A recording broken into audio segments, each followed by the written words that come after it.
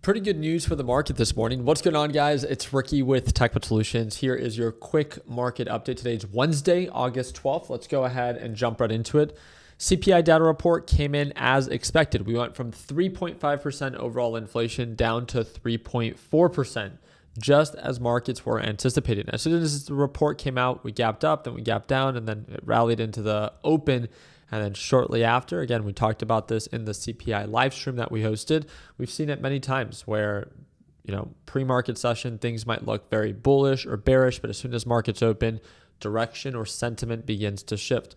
We're seeing a lot of consolidation up here. Now, does this mean that we have to get rejected? No, on the 4-hour time frame, markets are elevated, but they're still way above the EMA and the moving average. Everything is still pointing up. With that being said, again, just a friendly reminder, at elevated levels, it's not a very wise idea to use leverage. Just in case markets do pull on back, you always want to have money on the sidelines available to be able to take advantage of those dip opportunities. You definitely shouldn't be scared to be invested as direction and sentiment are currently in your favor, but just don't be over leveraged where you end up regretting buying at overbought levels. With that being said, right after the CPI data report came out, there was an update on the Fed rate monitor tool, which pretty much just is a probability tool based off of the likelihood if the Federal Reserve is likely to raise interest rates. And now we dropped to a 38% probability of raising interest rates in the month of September, which again was significantly higher right before that CPI report. So as of right now, it kind of supports the idea of a possible pause. Again, great outlook, right? That being said, if you are wondering or asking the question, why is the kind of like chip sector, because NASDAQ is performing fine, don't get me wrong, right? It's up about 1%. Everything's performing fine with it. But if you actually pay attention to the chip stocks, they're performing way better. 6% in the green. Western Digital is up 5.6. SanDisk is up 8.8. What's going on with them? KOSPI, right? The South Korean market, especially for the memory chip companies. Again, bunch of buying pressure. It got halted. South Korea has been a huge indicator on when we've seen a lot of selling pressure in the market for these chip stocks, a lot of uncertainty because they're incredibly over leveraged. And there's also been a lot of buying pressure. When it kicks in and really begins to rally, it definitely has a positive influence into our chip companies, which again, I just wanted you to understand the why. A lot of this is currently being driven by the South Korean market. If it does begin to fall all of a sudden, then again, it will have negative implications in the U.S. market. But for now, very bullish. The thing that I do want to highlight, again, just pointing it out, not discouraging you. If you look at previous or recent patterns, recent highs for like Micron, we are approaching just elevated levels, right? Common resistance range. So I just think it's important to highlight so maybe you don't get too excited that, we're breaking out. No, not necessarily. We're still testing a resistance range. If we break above this, that could be a different story. But as of right now, we're still testing that same resistance range where it's commonly gotten rejected and sent right back down to the lows of 800. Just want to make sure that you're aware.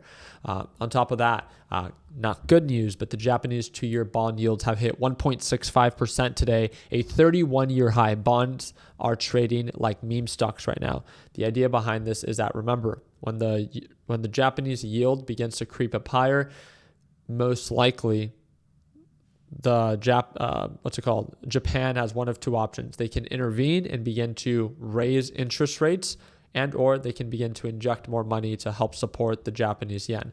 With that being said, they're going to have to liquidate some U.S. treasuries, which is just something that the U.S. does not want, because if they begin to flood our U.S. treasury market, our yields will begin to go higher, and that means that the U.S. will pay more in interest than the already $2 trillion it pays on a yearly basis, and that's with lower yields. If the yields go higher, then we pay more in interest. Again, just making sure that you're aware.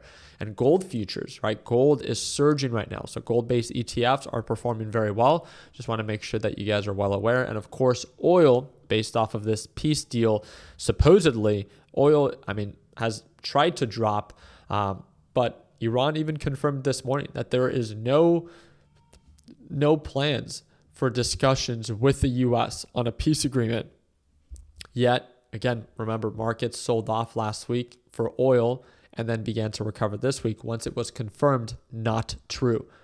But NASDAQ and S&P 500 did not. They've remained elevated. So I just want to remind you, markets celebrated the peace deal announcement, but no peace deal ever happened, and markets never retraced when it was confirmed that it was not true. Just something to be very cautious of at these overextended levels. I'll do my part in keeping you guys up to date, and like many of you guys saw, it was the CPI data report. This is the official website where you guys can feel free to check it out, bls.gov/CPI, where it says all items, including food and energy, came in at 3.4% and 2.5% before seasonal adjustment. If you guys did not see that, again, you guys can always access that CPI data report on our economic calendar on the lpp.com page. And that's the second link in the description down below. So again, core CPI 2.5%, overall CPI 3.4%. So tomorrow we look out for the PPI report, which is the producer price index report, inflation on the producing side of things. Whenever it is that you guys are ready to join us, again, second link in the description down below. We trade live every morning and would love to see you there. Again, if you have any questions, feel free to message me down below or message me via Instagram, which is also linked in the description of this video. I appreciate you guys' time. Hope and wish you guys an amazing Wednesday. And like always, let's make sure that we end the year on a green note. Take care, team, and happy Wednesday.